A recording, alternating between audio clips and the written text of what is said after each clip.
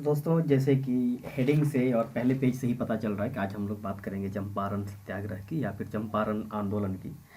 तो चंपारण आंदोलन का हमारे स्वतंत्रता आंदोलन में काफ़ी महत्वपूर्ण स्थान है, क्योंकि चंपारण आंदोलन एक कह सकते हैं कि जल विभाजक के रूप में काम करता है। क्योंकि चंपारण आंदोलन के पहले जो कांग्रेस की राजनीति थी वो एक तरह से कह सकते हैं कि वो ड्राइंग रूम रूम पॉलिटिक्स थी, और उसमें वो देश के जो अभिजात्य वर्ग के लोग थे वो उस आंदोलन में शामिल थे। लेकिन चंपारण सत्याग्रह ने उस आंदोलन को, जो ड्राइंग रूम पॉलिटिक्स थी, उस राजनीति को सड़क पर लाया, और यहाँ जो सबसे निचले तबके का लोग था, जो हाशिए पर थे या फिर कहें कि जो पंक्ति में सबसे अंत में थे, वो लोग भी राजनीति में शामिल हुए, सीधे शामिल हुए। तो इसलिए ये एक चंपारण सत्याग्रह या चंपारण आंदोलन काफ़ी महत्वपूर्ण है। तो जैसा कि हम लोग जानते हैं कि चंपारण आंदोलन मुख्यतः नील किसानों का, नील उगाने वाले किसानों का आंदोलन था, और उनकी जो एक समस्याएं थी उस पर था। तो चलिए हम उसकी समस्या पर एक छोटा मोटा एक परिचय देते हैं, आगे हम इस पर चर्चा करेंगे विस्तार से। तो तो दोस्तों देखते हैं ये कि चंपारण सत्याग्रह चंपा में हुआ ये था कि किसान, चंपारण के किसानों से अंग्रेज बागान मालिकों ने एक अनुबंध कर रखा था कि वे अपने कृषि जन्य क्षेत्र का जो है 3/20वें भाग पर नील की खेती करेंगे। यानी कि यहाँ पर एक जो भूमि की जो प्रणाली होती, भूमि की जो नाप की जो एक प्रणाली है, उसमें एक एक बीघा होता है, एक बीघा में 20 कट्ठा होता है, और 20 कट्ठे का जो तीसरा हिस्सा 3 भाग था, यानी कि 3 कट्ठा पर उसको उसमें नील उगाना था। इसे 3 कठिया पद्धति भी कहा जाता था, क्योंकि इसमें 3 कट्ठे में उगाना था, तो इसलिए इसको 3 कठिया प्रणाली कहते थे। तो इसको क्या कहा जाता था? इसको 3 कठिया प्रणाली कहा जाता था, और ये 3/20वें विभाग पर खेती की जाती थी 19वीं सदी के अंत में। एक्चुअली देखिए, ये 3 कठिया प्रणाली लागू होने तो शुरू से रही थी, और नील की खेती शुरू में काफ़ी फायदेमंद रहा किसानों के लिए। लेकिन जब 19वीं सदी के अंत में जर्मनी ने रासायनिक रंगों की खोज की, तो नील बाजार में मंदी आ गई, और नील के जो बागान मालिक थे अपने कारखानों को बंद करने लगे। जो अनुबंध किसानों से कर किया गया था, उससे मुक्त करने के लिए उन्हें उनसे लगान वसूला जा रहा था, कि जो कॉन्ट्रैक्ट कर किया गया था कि नहीं 3 कट्ठे पर आपको करना ही है, लेकिन अब उस अनुबंध से उन्हें मुक्त करना है, मुक्त होना है, तो उसके लिए उन्हें एक भारी लगान वसूला जा रहा था। तो इससे परेशान लोगों में काफ़ी असंतोष था, वो कुछ कर नहीं पा रहे थे। लेकिन तो उनमें से एक किसान नेता थे राजकुमार शुक्ल। राजकुमार शुक्ल जो चंपारण किसान, वो नेतृत्व करने के लिए, जो चंपारण का जो था, ये जो वहाँ की जो आपद विपदा आई थी चंपारण के किसानों पर, उससे निपटने के लिए वो महात्मा गांधी से मिले। उन्होंने लखनऊ में 1916 में लखनऊ में भेंट की, और 1917 में गांधी जी को चंपारण में आने के लिए आमंत्रित किया। गांधी जी चंपारण पहुंचे तो वहाँ प्रशासन ने उन्हें चंपारण छोड़ने का आदेश दे दिया। इस पर गांधी जी ने सत्याग्रह की धमकी दी, और आदेश वापस लेना पड़ा। और इस तरह का ये जो चंपारण सत्याग्रह है, वो अपने आप में एक पहला सत्याग्रह था। इस सत्याग्रह और अवज्ञा विनय अवज्ञा, ये दो जो हथियार गांधी के थे, सत्याग्रह और असहयोग, इन्होंने पहली बार यहाँ प्रयोग किया, और ये काफ़ी सफल रहा, एक सफल प्रयोग रहा इसका इनका। फिर आगे चलकर इसका आप जानते हैं कि आंदोलन में कैसे कितना योगदान रहा।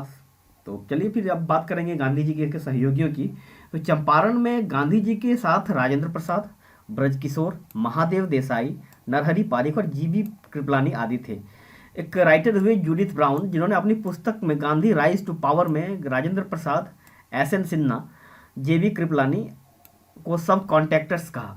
सब कॉन्ट्रैक्टर्स, इसमें जो एस एन सिन्हा हैं, जय सच्चिदानंद सिन्हा, जो कि संविधान सभा के प्रोटेम स्पीकर बने थे आगे बाद में।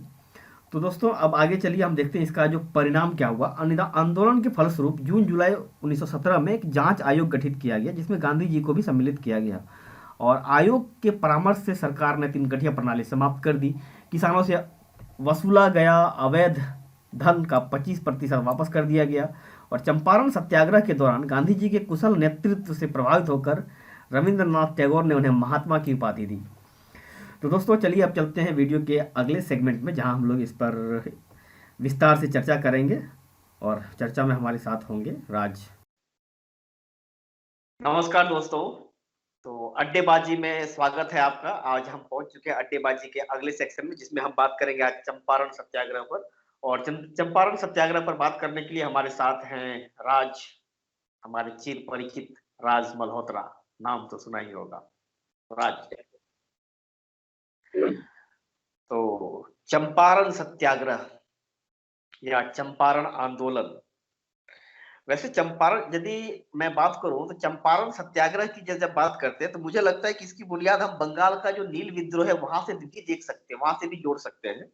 क्योंकि जब नील विद्रोह वो नील विद्रोह जिसकी चर्चा दीनबंधु मित्र ने अपने नाटक नील दर्पण में किया था। बिहार बंगाल में जब 1860 में नील विद्रोह हुआ और बिहार में भी नील की खेती की जो शुरुआत है 19वीं शताब्दी का जो उत्तरार्ध में यानी 50 से 60 के खासकर 50 के 60 के दशक में नील का जो बागान मालिक यहाँ आकर बसने लगे और नील की खेती शुरू की। तो ये इन दोनों में काफी संबंध सा दिखता है। और इसमें नील की खेती आखिर चंपारण और नील की खेती और चंपारण आंदोलन, चलिए आज बात करते हैं इस पर। तो राज इस पर पहले सीधे मुद्दे पर आए, कुछ थोड़ा प्रकाश डालिए। नमस्कार दोस्तों। चंद्रशेखर जी ने बिल्कुल सही कहा कि नील दर्पण से हम उस मुद्दे को जोड़ सकते हैं, लेकिन हम प्रत्यक्ष रूप से ये नहीं कह सकते कि बंगाल में खेती हुई तभी जाकर के बिहार में खेती शुरू हुई, ऐसा नहीं कह सकते। हाँ, टाइम पीरियड ये जरूर रही थी कि हाँ, उसी वो कहीं दौरान ना कहीं बिहार सोचने, की। कहीं ना ये समय जो है वो कहीं ना कहीं सोचने पर मजबूर करता है कि ऐसा हुआ होगा या हाँ, हो सकता है। और कारण ये भी था कि उस समय हम ये भी नहीं कह सकते थे कि बिहार कोई अलग स्टेट बनी हुई थी। जी बिल्कुल बिल्कुल बिल्कुल। तो इस वजह से वो बंगाल में ही मेंशन था। हाँ इस वजह से हम कह सकते हैं कि जो बंगाल का 1860 वाला रही है नील की खेती, उसी से ही जुड़ी हुई है। बिल्कुल। हाँ, तो यदि हम इसकी भूमिका में जाते हैं तो चंपारण के कृषकों से अंग्रेज बागान मालिकों ने एक अनुबंध कर रखा था कि वे अपनी कृषि जन्य जो भूमि है, जो क्षेत्र है, उसके 3/20वें हिस्से पर यानी कि 1 बीघा के 3 कट्ठे पर वो नील की खेती करेंगे। और ये जो पद्धति है इसको 3 कठिया पद्धति कहते हैं। ये एक मतलब उन पर एक बाध्यकारी था कि अपन उसमें 3 कट्ठे में आपको नील उगाना है और उसे उस क्षेत्र का जो बागान मालिक है उसी को बेचना है। तो इस पर थोड़ा और अच्छे से इस पर प्रकाश डालिए, क्या था ये? तीन कटिया पद्धति में सर ये था कि जो 1 बीघे जमीन होते थे उस पर 3 कट्ठे पे नील की खेती अनिवार्य रूप से कर दी गई थी नील बागान मालिकों के द्वारा। उसमें कहा गया था कि आपको करना ही पड़ेगा, मतलब अनिवार्य थी पूरी तरीके से। और अगर आप नहीं करते, इसके एवज में आपको शोषणकारी प्रवृत्ति से या फिर आपको जो है प्रताड़ना झेलनी पड़ती, या फिर हो सकता है कि आपके ऊपर भारी जुर्माना भी लगाया जाता। तो इस तरह के ये थे। और इसमें क्या कहते हैं, ये जो 3 कठिया पद्धति थे, इसमें कुछ और भी चीजें थी, जैसे कि फेमस तो नहीं है, फेमस यही 3 कठिया पद्धति ही है, लेकिन उसमें कुड़तौली था, खुशकी था, ये सब भी प्रथा उसी से रिलेटेड थी। उसमें एक जिरात था जिसमें कि जो है बगान मालिक प्रत्यक्ष रूप से देख रेख करते थे। ये सब उसी से रिलेटेड चीजें हैं। लेकिन 3 कठिया पद्धति में बहुत सारी शोषणकारी प्रवृत्ति शामिल हुई थी, इस वजह से ये ज्यादा चर्चा में रहा। नहीं तो उसमें 3 कठिया पद्धति में आखिर किस प्रकार की शोषण, मतलब किस तरह से या किस किस तरह से शोषण किया जा रहा था, इसके बारे में थोड़ा। उसमें क्या, उसमें ये कहा गया था कि जो आप उत्पादन कर रहे हैं नील की खेती, उस पर किसान को खुद मूल्य तय करने का अधिकार नहीं था। आप सोच अच्छा। सकते हैं कि मैं खुद उत्पादित करूं जो वस्तु, तो वो उस पर भी मैं अपना मूल्य निर्धारित नहीं कर सकता। तो कैसी पद्धति है। दूसरा ये था कि जो मूल्य निर्धारण था उसमें जो है नील मालिकों का ही वर्चस्व रहता था। जितना भी निर्धारित कर देंगे मूल्य, उसी मूल्य पर जो है हमें बेचने पड़ेंगे। और तीसरा ये था कि बेकार रूप से काम करवाया जाता था उसमें किसानों को। कभी कभी होता क्या था कि हमें कम मजदूरी दी जाती थी, या फिर मजदूरी दी भी नहीं जाती थी और काम करवाई जाती। और चौथी शोषणकारी प्रवृत्ति ये थी, अगर किसी कारणवश, चाहे वो प्राकृतिक से रिलेटेड हो या किसी कारणवश नील नहीं उपजी, उपज नहीं हो पाई, तो उसमें क्या करते थे ये नील बगान मालिक कि भारी जुर्माना जो है लगाया जाता था। ये सब शोषणकारी प्रवृत्ति थी। एक प्रवृत्ति और मैं आपको याद दिलाऊं कि अगर आपने जो कॉन्ट्रैक्ट करी है, मतलब अनुबंध जो की है, अगर जी जी। अनुबंध अगर आप समाप्त करते थे तो उसमें जो है आपको और क्या कहते हैं भारी जुर्माना देना पड़ता था और क्या कहते हैं प्रताड़ना झेलनी पड़ती थी। आपको मतलब वो इतने तरीके से लज्जित करता था। एक तरह का हाँ, टैक्स उस पर लगाया जाता था, बहुत भारी टैक्स होता था वो। हाँ, भारी टैक्स होता था जिसमें कि आप दब जाते थे और आपकी स्थिति एकदम भयावह हो जाती थी। जी। तो एक एक बात दिमाग में आती है कि जब बागान मालिक उस क्षेत्र में आके बसे, तब ब्रिटिश यहाँ प्रत्यक्ष शासक नहीं थे। आखिर ऐसी कौन सी वजह रही होगी कि यहाँ के लोगों ने बागान मालिकों के साथ या कंपनी के साथ कॉन्ट्रैक्ट किया? अब स्वाभाविक सी बात है कि हम लोग क्या करते थे कि केवल खाने के लिए वस्तु उत्पादित करते थे, आपको पता होगा।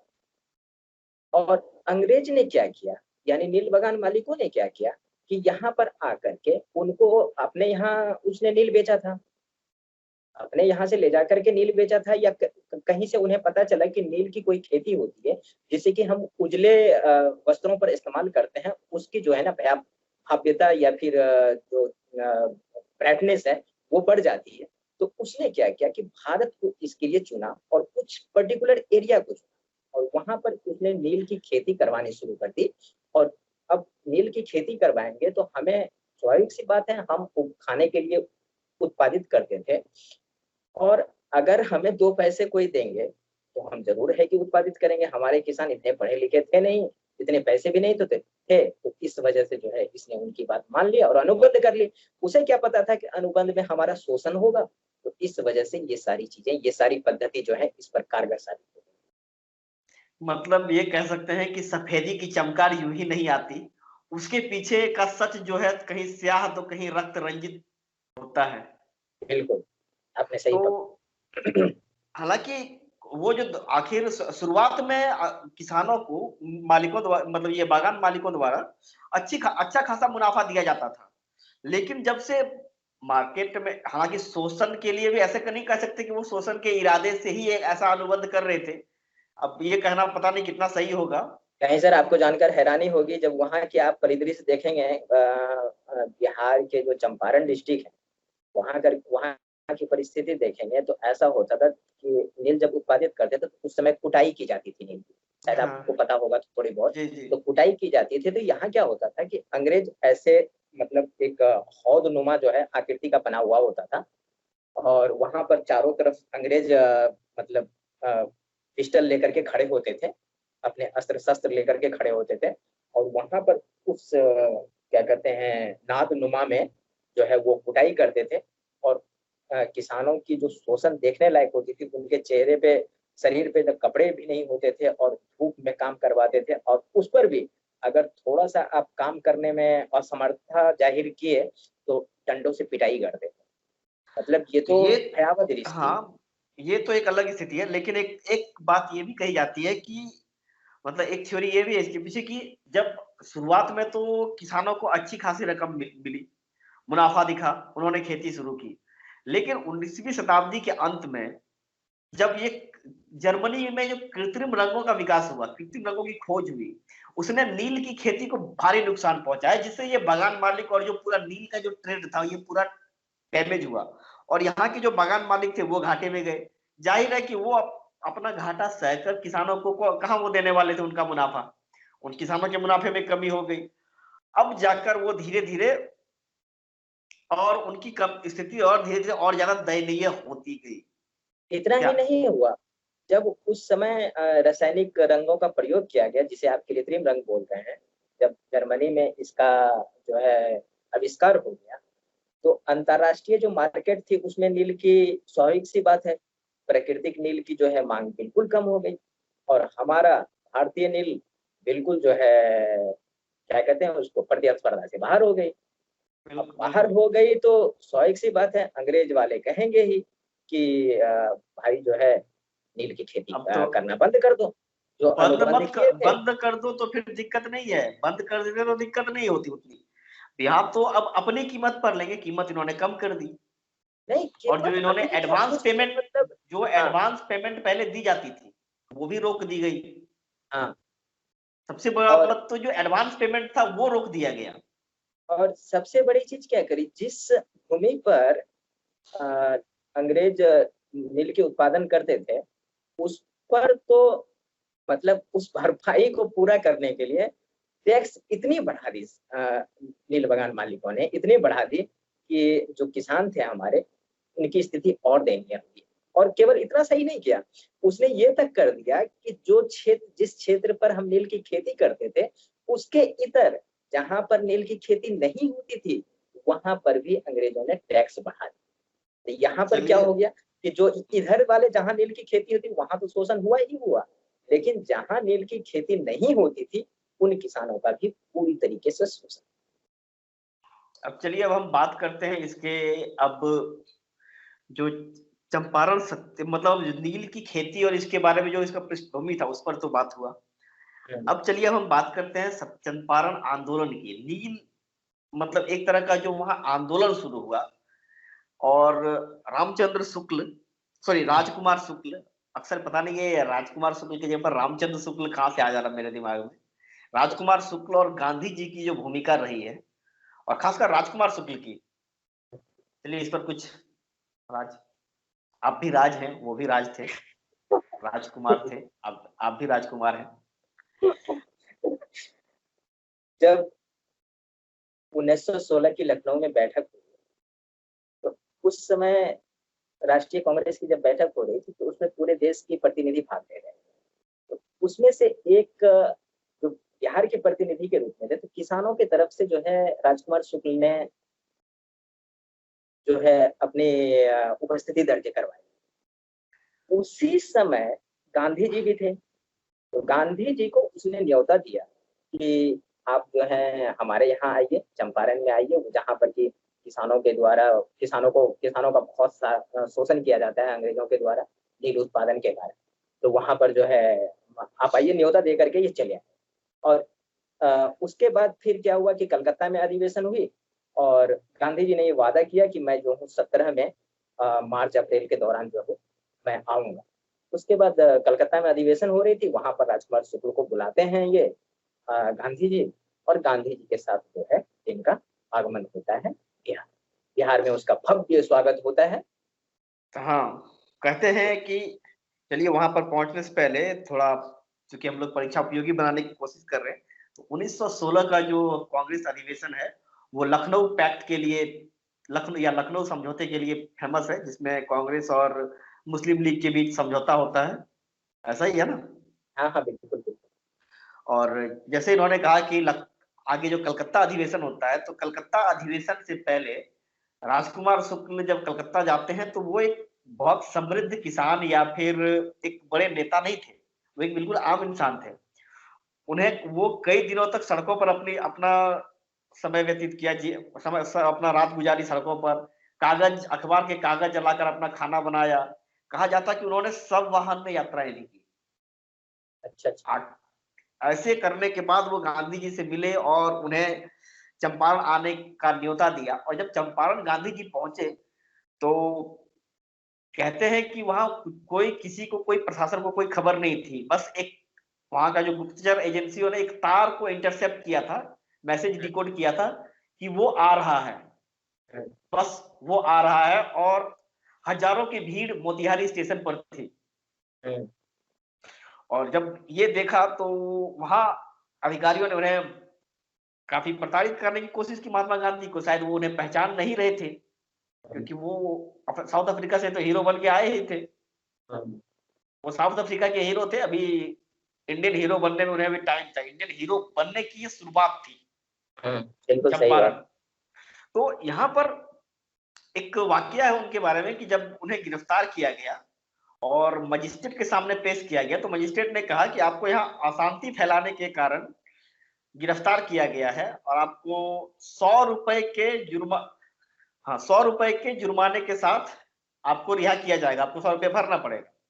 तो उन्होंने कहा कि मैं ये 100, उन्होंने बड़े ही विनम्रता के साथ कहा कि मैं ये 100 रुपया जमा करने से इनकार करता हूँ। तो मजिस्ट्रेट ने मजबूरन उन्हें बिना बिना जमानत के ही जमानत दे दी, बिना जमानत राशि के ही जमानत दे दी। तो ये कुछ कह सकते हैं कि चंपारण सत्याग्रह और एक तरह से अवज्ञा आंदोलन की शुरुआत दोनों यहाँ से होती है। क्या है राज?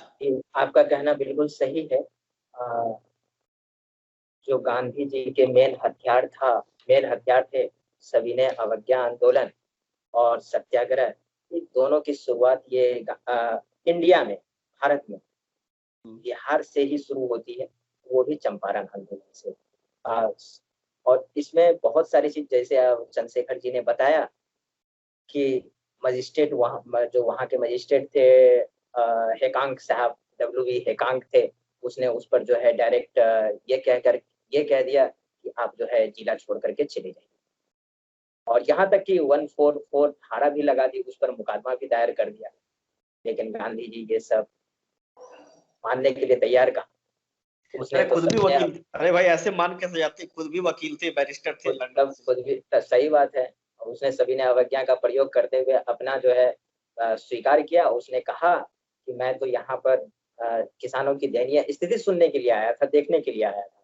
उसके बाद ये जो है भ्रमण पे निकल गया पूरा। वहां पर मोतिहारी जो भी आगे पीछे मुजफ्फरपुर, ये सब सारे स्टेट उसने, सॉरी डिस्ट्रिक्ट उसने घुमा और देखा कि स्थिति कैसी स्थिति है वहाँ। उसके बाद फिर जो है उसी दौरान देख ही रहे थे कि उसी दौरान जो है रांची से उनकी फोन आ गई।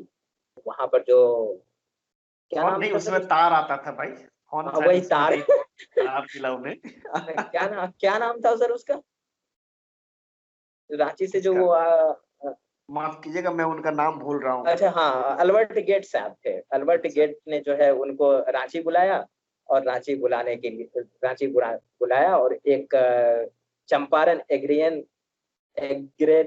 कमेटी का गठन किया, जिसमें जो है इसको महात्मा गांधी भी सदस्य थे और इनकी अध्यक्षता सलाई नहीं।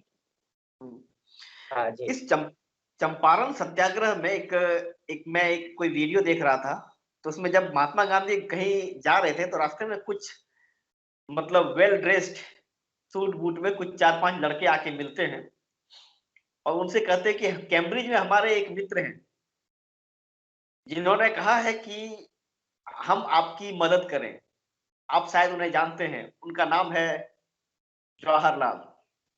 तो महात्मा गांधी ने कहा कि जी मैं उन्हें जानता हूं। उन्हीं में से थे एक हमारे डॉक्टर राजेंद्र प्रसाद। अच्छा, डॉक्टर राजेंद्र क्योंकि प्रसाद ये कहे जाते हैं क्या कि गांधी जी के साथ ये लोग सभी गए हुए थे। हाँ, ये सारे जैसे देखिए, राजेंद्र प्रसाद थे, ब्रज किशोर, महादेव देसाई, नरहरि पारिक और JV कृपलानी, ये सारे काफी मतलब उस टीम के सदस्य थे। हाँ जी जी बिल्कुल। और इस टीम को एक जूडिथ ब्राउन हुए, उन्होंने अपनी पुस्तक गांधी राइज टू पावर में इन्हें सब कॉन्ट्रैक्टर्स कहा, यानी गांधी को कॉन्ट्रैक्टर और बाकी ये सारे सब कॉन्ट्रैक्टर्स की मतलब माना इनको। राज, इनके सहयोगियों के बारे में थोड़ा कुछ आप भी चर्चा कर देते। सहयोगियों के बारे में सर चर्चा करने से बेहतर है कि इनके महत्व के बारे में थोड़ा चर्चा कर लें। सहयोगियों से क्वेश्चन आते नहीं है, बिल्कुल सही महत्व के बारे में थोड़ा चर्चा कर लें। आखिर इसका महत्व क्या रहा? इनका महत्व, राजेंद्र प्रसाद ने कहा इस आंदोलन के बारे में, राष्ट्र ने अपना पहला पाठ सीखा। चंपारण आंदोलन से राष्ट्र ने अपना पहला पाठ सीखा। बिल्कुल। और गांधी जी ने अपने आधुनिक हथियारों का प्रयोग किया। उसने आधुनिक हथियार किसको कहा? सत्याग्रह और सविनय अवज्ञा आंदोलन को। इसने उसको कहा क्या कि ये जो है ना आधुनिक हथियार है। उसके बाद जो दूसरी महत्व है इसने कि पहली बार किसानों की समस्या को एक राष्ट्रीय लेवल पर जो है उठाया गया। ये कम बड़ी बात नहीं है, पहली बार ऐसा हुआ था। उसके बाद अन्यायपूर्ण जो शोषणकारी प्रवृत्ति थी उसके लिए जो ये सविनय अवज्ञा आंदोलन, सविनय अवज्ञा सत्याग्रह, अहिंसा जैसे प्रयोग पहली बार एक सफल प्रयोग किया। एक सफल प्रयास था, ये सफल प्रयोग हुआ। उसके बाद और इस आंदोलन ने गांधी को बापू बना दिया। गांधी को बापू जी नहीं बनाया, राष्ट्रीय स्तर के नेता बना दिया, नेता भी बना दिया। और इनका योगदान आगे मैं कोई कहानी याद कर पा रहा हूँ जिसमें इनके एक अंग्रेज मित्र आके उनसे मिलते हैं, जो कि एक पादरी है। उन्हें कहा गया कि लोग तुम्हें बापू कह रहे हैं, क्या मतलब होता है इसका? तो गांधी जी ने बड़े ही चुटले अंदाज में कहा कि अब हम बूढ़े हो चले हैं, बापू मतलब पिता।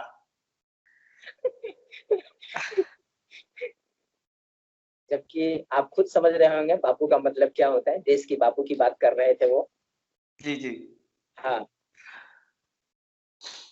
तो चलिए अब यदि हम इसके परिणाम पर चर्चा करते हैं, तो यदि हम परिणाम देखें इस अब आंदोलन सर एक मिनट, इसके एक और महत्व की, जो कि काफी अहम महत्व है, उसके बारे में थोड़ा सा चर्चा कर दूं मैं। जो ये चंपारण आंदोलन था ना, इसने जो आगे आने वाले किसान आंदोलन थे, जैसे कि आपने देखा होगा कि खेड़ा किसान आंदोलन, अवध किसान आंदोलन, या तेलंगाना किसान आंदोलन था एक। हाँ, इन सब के लिए काफी मतलब इन किसानों का मनोबल ऊंचा करने का काम किया है यहाँ के लोगों के लिए।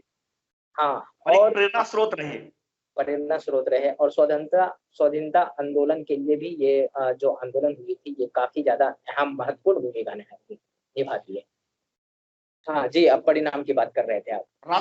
जैसे कि राष्ट्रवादी आंदोलन में भारतीय राष्ट्रवाद के उदय में जो स्थान 1857 की क्रांति का है, किसान आंदोलन में वही स्थान चंपारण सत्याग्रह का है। जी, बिल्कुल सही। तो चलिए अब हम परिणाम की ओर चलते हैं। तो यदि हम परिणाम की बात करें, तो इस आंदोलन के परिणाम स्वरूप एक चंपारण कृषक आयोग या फिर चंपारण एग्रेरियन कमीशन की स्थापना की गई। जून जुलाई 2017 बार बार दिमाग में आ रहा है। 1917 में हम शायद 100 साल पीछे हमें ऐसा लग रहा है कि ये तो कल ही की घटना है, हम 100 साल पीछे नहीं जा पा रहे हैं। शायद इसके कारण है, शायद आज भी परिस्थितियां कॉन्ट्रैक्ट फार्मिंग को लेकर आज भी परिस्थितियां कुछ वैसे ही दिख रही है किसानों की, इसलिए शायद मैं 100 साल पीछे जा नहीं पा रहा हूँ। तो लेकिन सर बता दूं आपको बता दूं कि अभी के कॉन्ट्रैक्ट फार्मिंग और उस समय के कॉन्ट्रैक्ट फार्मिंग में काफी अंतर है। 100 साल पहले अभी आधुनिक कॉन्ट्रैक्ट फार्मिंग हो रही है। तब तो वो विदेशी थे, अब तो अपने ही लोग हैं। हाँ, चलिए आप परिणाम की बात कर रहे हैं। परिणाम की यदि बात करें, तो जून जुलाई 1917 में एक आयोग गठित किया गया, जिसमें गांधी जी भी एक सदस्य थे। इस आयोग के परामर्श से सरकार ने तीन कठिया प्रणाली को समाप्त कर दिया और किसानों से वसूला गया जो अवैध कर था, उसका 25% उन्हें वापस कर दिया गया। बिल्कुल सही बात। और चंपारण सत्याग्रह के दौरान गांधी जी का जो कुशल नेतृत्व था, उसको देखकर गीतांजलि के लेखक आदरणीय गुरुजी रविंद्रनाथ टैगोर ने उन्हें महात्मा की उपाधि से नवाजा। ये एक गांधी मोहनदास करमचंद गांधी अब बापू और महात्मा गांधी हो गए थे। राज बिल्कुल सही बात कहा। तीन कठिया पद्धति पूरी तरीके से समाप्त हो गई, पूर्णतः समाप्त कर दिया गया और किसानों को नील की खेती से मुक्त कर दिया गया। ये सब इनके परिणाम थे। लेकिन हाँ, एक चीज जो आपने कहा कि 25% जो है किसानों को वापस कर दी गई, इसकी आलोचना भी होती है। हाँ, इसकी आलोचना होती है। क्या इसके बारे में आपका क्या विचार है? क्या कहिएगा, बस लोगों को ऐसा लगता, आज लोग तो गांधी जी को ऐसे भी आज भी आलोचना करते हैं। उनको लगता है कि गांधी जी के हाथ में सब कुछ था, वो चाहते तो सारी चीजें मिल जाती। आलोचनात्मक व्याख्या जब इसकी होती है तो क्या कहते हैं कि गांधी जी अगर चाहते तो इनके 100% वापसी हो सकती थी। उन्होंने मांग क्यों नहीं की? अब मांग की भी होगी तो मांग क्यों नहीं की? लेकिन इस पर गांधी जी का विचार था। गांधी जी कह रहे थे कि 25% वापसी भी मकान मालिकों के लिए बागान मालिकों के लिए बहुत बड़ी जो है ना हार थी। नेहरू विहार मुखर्जी नगर में रहने वालों के लिए बागान मालिकों जैसे मकान मालिक भी है क्या? आपके दिमाग के बाद मुंह से बार बार मकान मालिक आ रहा था। अरे तो सॉरी। तो चलिए एक दो क्वेश्चन का भी जिक्र कर दीजिए इसमें, एक दो प्रश्न का, कि इससे रिलेटेड कैसे प्रश्न आएंगे। बाकी उसको हाँ, डिस्क्राइब करने की मुझे नहीं लगता कि आवश्यकता होगी अब। और जितना मैंने चर्चा किया है सर, अभी हमने महत्व के बारे में चर्चा की, तो पहला क्वेश्चन मैं महत्व को लेकर के बताता हूँ। किसान विद्रोहों के लिए चंपारण सत्याग्रह के महत्व को स्पष्ट कीजिए। तो इसमें कुछ नहीं करना है सर, एक पहले फ्रेमिंग बना देनी है, जैसे भूमिका हम लोगों ने शुरुआत में चर्चा करी, उसमें एक फ्रेमिंग बना देनी है, भूमिका लिख देना है, और उसके बाद क्या क्या उसके जो है महत्व है, फायदे क्या क्या हुए, वो जो है उनको बता देना है। बस ज्यादा कुछ नहीं करना है। उसके बाद थोड़ा सा आलोचनात्मक व्याख्या करके और डायरेक्ट जो है निष्कर्ष पे। उसके बाद दूसरा क्वेश्चन मैं बताता हूँ। चंपारण सत्याग्रह स्वाधीनता संघर्ष का एक निर्णायक मोड़ था। ये अभी बिल्कुल 64 में पूछा गया था। स्पष्ट व्याख्या कीजिए। अब चंपारण चंपारण तक जो था वो एक उदारवादी, मतलब वो ड्राइंग रूम वाली पॉलिटिक्स थी। हाँ, कांग्रेस का जो राजनीति थी, कांग्रेस की जो क्रांतिकारी विचारधारा अपने जगह पर थी, लेकिन जो कांग्रेस वाली राजनीति थी वो ड्राइंग रूम पॉलिटिक्स थी चंपारण के पहले तक। लेकिन चंपारण से वो जो राजनीति थी अब वो सड़क पर आ गई थी। सड़क पर आ गई थी और देश के लेवल पे आ गई। और जब राष्ट्रीय एक स्तर आम पर लोग जो कि आम, जो हाशिए पर जो लोग खड़े थे, जो ग्रास रूट लेवल पर थे, वो लोग अब आंदोलन से जुड़ रहे थे। केवल इसमें पुरुष ही नहीं थे, इसमें महिलाएं महिलाएं, भी। सभी उच्च वर्ग, निम्न वर्ग, मध्य वर्ग, सभी लोग शामिल हो रहे हैं। तो इस वजह से ये स्वतंत्रता संघर्ष के लिए जो है ना बहुत बड़ा आंदोलन कहा जाता है। और इसने बहुत मतलब जो सविनय अवज्ञा आंदोलन और सत्याग्रह की जो मैंने बात करी, इन सब का प्रयोग गांधी जी ने किया, तभी जाकर के हमें स्वतंत्रता मिली। तो इन सबको आपको जो है मेंशन करते हुए आपको इस क्वेश्चन सबका जवाब देना चाहिए। उसके बाद तीसरा क्वेश्चन की भी मैं थोड़ी सी चर्चा कर लेता हूँ। इसमें था क्या कि बिहार के चंपारण सत्याग्रह के कारणों एवं परिणाम की चर्चा करें, जो मैंने अभी उल्लेखित किया है, आपको बताया है क्या कारण कारण में है हम और उसका क्या। वो शोषण और वो जो अनुबंध, और ये हम इसमें ये भी ले सकते हैं कि जो आखिर क्यों किसान जो बागान मालिक थे आखिर इतना शोषणकारी क्यों हुए, इसके परिणाम पर उसके कुछ पृष्ठभूमि में भी जा सकते हैं इसमें। परिणाम जो अभी हमने चर्चा की, गांधी जी को उपाधि दी गई, राष्ट्रीय स्तर का नेता बन गए, ये सब परिणाम आपको मेंशन कर देने हैं। और उसका जो क्या कहते हैं कारण था, कारण में शोषणकारी प्रवृत्ति, खुद जो है उत्पादन मूल्य जो है निर्धारण करने का हक नहीं, अधिकार नहीं, इस सब चीजों को आपको मेंशन करते हुए निकल जी। तो मुझे लगता है कि जितना हम लोग चर्चा कर चुके हैं बहुत है, बहुत तो नहीं है। जाए। ये गांधी जी के बारे में या फिर उनसे रिलेटेड जो भी चीजें हैं उस पर जितनी बात की जाए कम है, लेकिन लेकिन समय फिर की भी भी एक पाबंदी होती है। एक क्वेश्चन को लिखने के लिए, अगर आप देख रहे हैं कि बार बार इस तरह के क्वेश्चन पूछे जा रहे हैं बीपीएससी 66 बीपीएससी के लिए, आप जरूर इस सब क्वेश्चन का पहले से तैयारी करके जाएं। जरूर इनसे बेनिफिट मिलेगा आपको। तो चलिए बीपीएससी तो ठीक है, यदि हम यूपीएससी के लेवल की बात करें तो क्या लगता है कि चंपारण सत्याग्रह को आज के परिप्रेक्ष्य में, आज जहां हम कॉन्ट्रैक्ट फार्मिंग की आज भी बात कर, क्या इससे रिलेटेड इसको जोड़ करके आप देख सकते हैं, क्या जोड़ सकते हैं? बिल्कुल सर जी, जिस प्रकार अभी कुछ देर पहले हम चर्चा कर रहे हैं कि जो अभी किसान आंदोलन दिल्ली में चल रही है, जो सेंट्रल गवर्नमेंट ने जो कृषि कानून बना रखे हैं 3 और उसका अपोज हो रहा है पूरे देश में, पूरे देश में विरोध हो नहीं, रहा है जबकि उसका। जबकि जबकि पूरे वर्ल्ड में हो रहा है। अभी ब्रिटेन संसद ने भी कुछ इस पर बहस हुई है, न्यूजीलैंड के संसद में कुछ बहस हुई है। तो ये हम कह नहीं सकते कि अब इंडियन मुद्दा रहा है, आंतरिक मुद्दा नहीं रहा है अब आंतरिक से बाहरी ये मुद्दा हो गया है। एक अंतरराष्ट्रीय स्तर पर जा चुका है, ये हमारे लिए थोड़ी, मतलब क्या बोल रहे हैं, सोचने वाली बात है। शर्म जैसे हाँ, शब्द का इस्तेमाल नहीं करेंगे, हमारे लिए सोचने की बात है, क्योंकि ये हमारा जो आंतरिक मुद्दा था उसे वो एक अंतरराष्ट्रीय मुद्दा बन गया है। इस पर एक गहराई से ध्यान सरकार को और हमें भी इस पर सोचने की आवश्यकता है। तो चलिए आज के एपिसोड के लिए मुझे लगता है कि ठीक है, आगे फिर अगले एपिसोड में मिलते हैं। राज, नमस्कार दोस्तों। तो मिलते हैं फिर नेक्स्ट एपिसोड में अगले मुद्दे के साथ, तब तक के लिए धन्यवाद, गुड नाइट। Thank you.